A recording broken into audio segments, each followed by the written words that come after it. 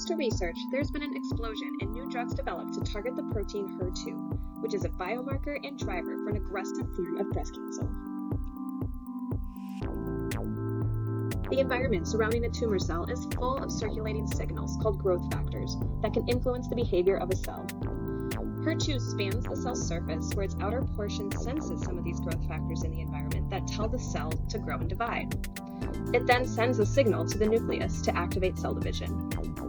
Now let's dive into how HER2-targeted therapies work to stop cell division. The first type of therapy to be developed were HER2-targeting antibodies. Antibodies are molecules that recognize a specific protein. These antibodies attach to HER2 and prevent growth signals from making their way into the cell. 3 HER2-targeting antibodies approved for breast cancer are trastuzumab or Herceptin, pertuzumab or Perjeta, and margetuximab or Margenza. HER2-targeting antibody drug conjugates take advantage of the specificity of antibodies to deliver potent chemotherapy directly into cancer cells, and this causes them to die. Antibody drug conjugates approved for HER2-positive breast cancer include trastuzumab emtansine or TDM1, also known as Kadcyla, and trastuzumab deruxtecan or TDXD, also known as Enhertu.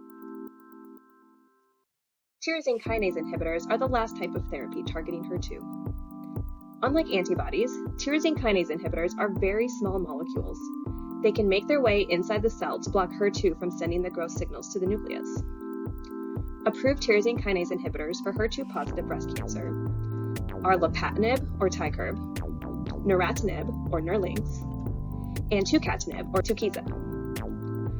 The small size of these molecules gives some of them the advantage of passing through the blood-brain barrier.